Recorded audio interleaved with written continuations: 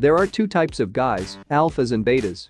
The alpha male is typically brave, has little difficulty attracting women, and never apologizes for marching to his own drum. He gets up every day eager to make the most of every moment, and whether he goes to a club or a pub, everyone knows who he is within minutes. In a nutshell, he's the pack's leader. The beta is the polar opposite. He's insecure, thinks any sort of women picking is sleazy and misogynistic, and still believes in a fantasy world where people fall in love at first sight by grabbing the same grapefruit at a farmer's market. At most, the beta gets laid once a year, and it's usually a drunken affair that the female quickly regrets. The irony is that betas will often criticize alphas for having more success with women. They have a moral high ground that is based on profound, visceral insecurity rather than the need to be a good person. They'll take advantage of any opportunity to tell the alpha male that he's immoral, nasty, and obnoxious and that his ability to attract women makes him a bad guy. It's a ruse to hide the truth about their own situation. They're scared of approaching women and of living in general. For a guy like this, the sheer concept of approaching a woman in a bar is so terrifying that instead of confronting his fear, he demonizes the entire procedure. When he witnesses the alpha talking something sweet to a female near the bar, only to make out with her shortly after, he lets socialization take over, and, in an avalanche of jealousy, he could even do anything to disrupt. Girls can usually tell when a guy is acting like a beta, and if your game is good enough, no amount of his negativity will stop her from wanting you. There are times, though, when guys like this can become a problem, and you, as the alpha, must deal with them. So, how do you go about doing it? How can you effectively repel attacks from white knights with comb-overs and loafers who feel compelled to save girls from your alluring alpha ways? Some people's instinct may be to get combative, maintain their ground, and even take things outdoors, but this will not benefit you in the long run. In reality, it'll make you look just like the guy bothering you, beta and unable to control his emotions. The best course of action is to treat the beta as kindly as possible. As though he were your younger brother, welcome him into the conversation.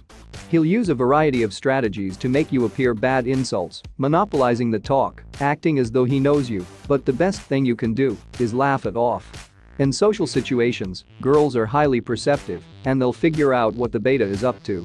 She'll be watching you at the same time to see how you react. It will actually make you more desirable to the girl you're talking to if your confidence is rock solid and you don't even respond to the drivel being forced at you by the beta. There's another advantage as well. True self-assurance entails being able to empathize with someone who is going through a difficult time. Chances are the beta who's attempting to ruin your night wishes he could be you. He notices you making new friends with everyone, ripping shots with the beautiful, tattooed bartender, and gathering enough numbers to set updates for 2 weeks in a row, and he realizes he's been standing in the corner for 2 hours without speaking to anyone. Betas all idolize alphas in a strange, backward way that they can't confess to themselves. By bringing someone like this into your social circle, even if only for a short time, you demonstrate a level of magnanimity that inspires confidence in anyone who sees it. In some ways, it's your job as the pack leader to be understanding of the guys who haven't quite worked it out yet. You win twice this way, women find you more appealing, plus you get the satisfaction of helping someone not a terrible night at all. Unfortunately, some guys have descended to such depths of insecurity that they may misinterpret your offer as an act of pity and react as if you have insulted them. They'll only slam you harder and label you as a sex-obsessed, toxically masculine ape, all the while believing that the pickup lines they googled before going out are genuinely humorous. Guys like these can't be helped because they don't want to be, and there's only so much you can do before you have to take your girl to another pub. The truth is that many beta males are in pain for various reasons.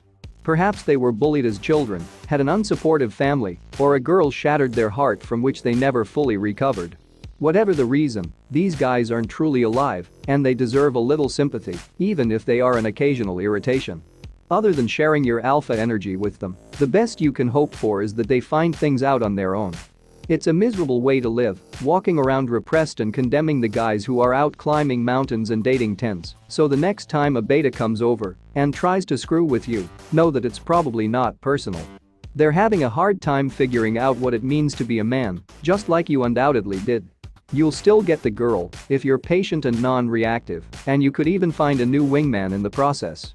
That was all for today's video, hope you like it and stick around for more. Subscribe and comment down below on what topic do you want us to cover later on.